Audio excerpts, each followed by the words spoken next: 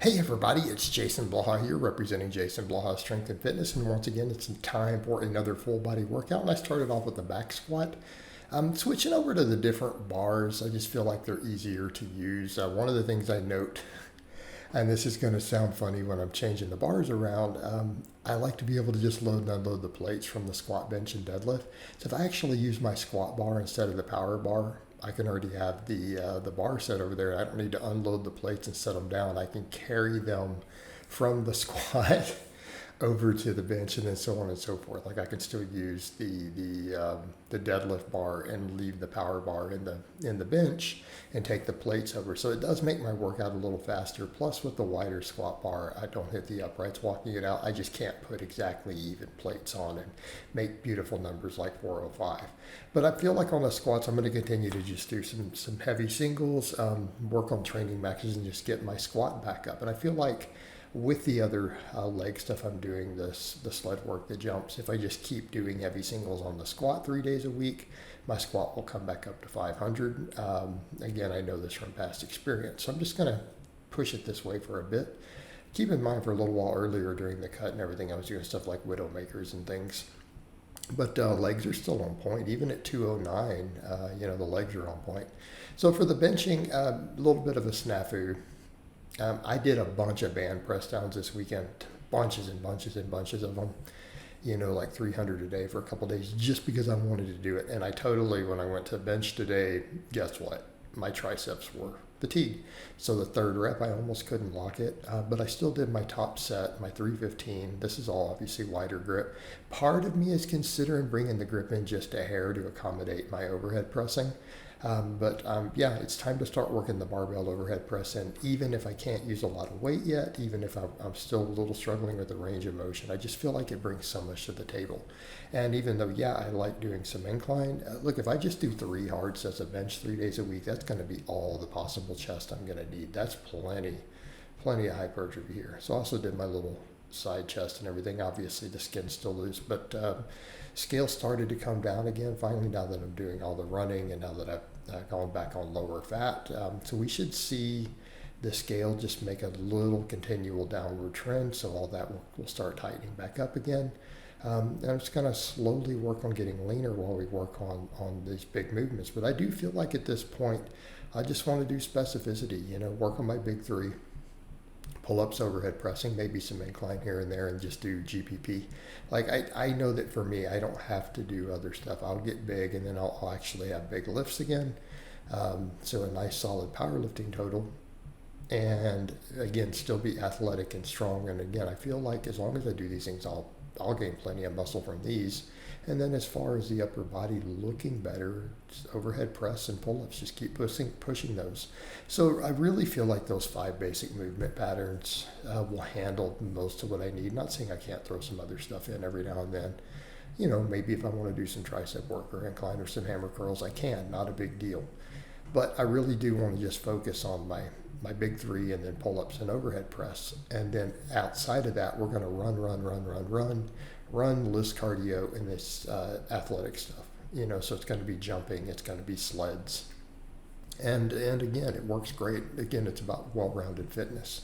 So I want to continue to improve my 5K times, right? I'm down to like a 28-minute 5K, so that could continue to improve. And I think as I get lighter and lose body fat, that's going to get better as I just keep running. I've been running really less than a month. And we've hit, quite a few 5-mile runs, so the times are just improving all around. So I'm happy with it. So again, with the benching, ended up doing 315 for 3 and then a couple of sets of 275. So again, I feel like as long as I don't let the triceps get fatigued, I don't do any tricep work between now and then, we'll be fine. I'll do hanging leg raises on my off days though. But the deadlift, I did 500 for a triple, and again, felt nice and good.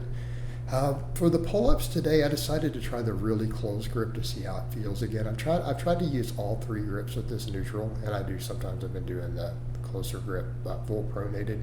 I do think the neutral grip is probably overall better for shoulder health, so I want to do it, but notice that I can't really, that's my full lockout.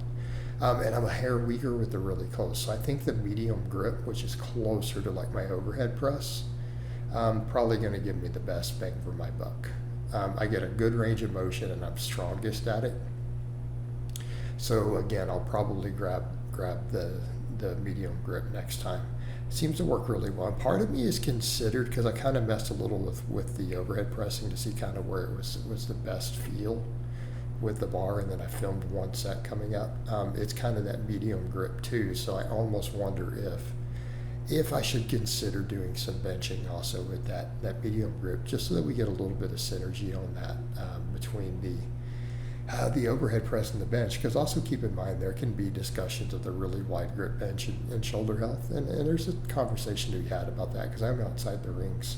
So this next workout, I'll debate if I want to just bring the bench grip in, but we're going to obviously keep benching, squat, bench, deadlift, pull-ups, and then, as I said, I've messed around with overhead and incline back and forth. But here's where I'm at in terms of the barbell. This is me locking it as hard as I can. So when people say, oh, reduce the weight, well, you want me to go lighter than a barbell? I do rep work at 315 on the bench. I'm not really weak on pressing. You guys saw me do rep work with 245 on the incline the other day. It's an issue of that's my range of motion.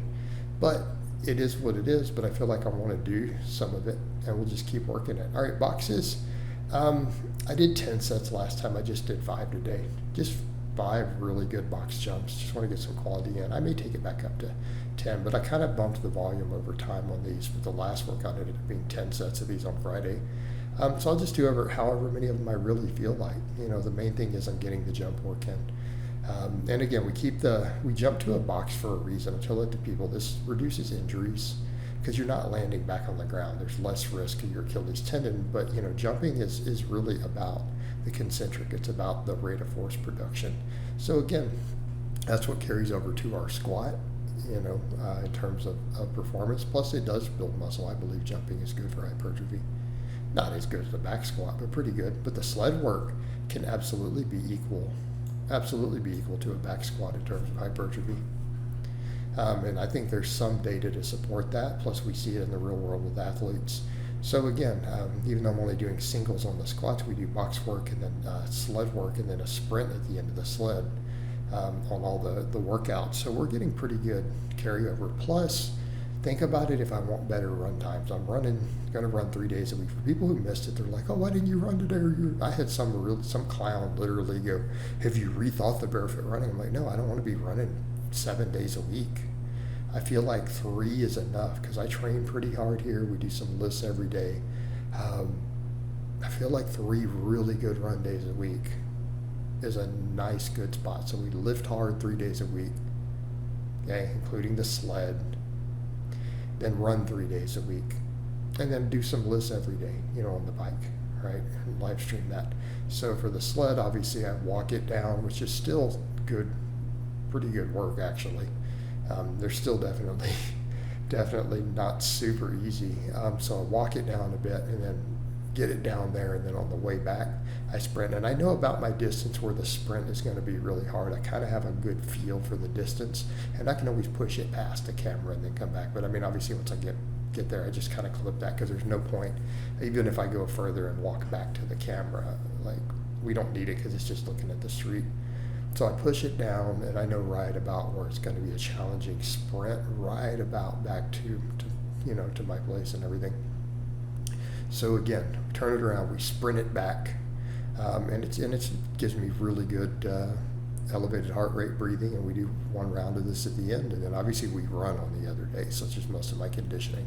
So I hope it's been informative, and I'll talk to you guys and gals next time.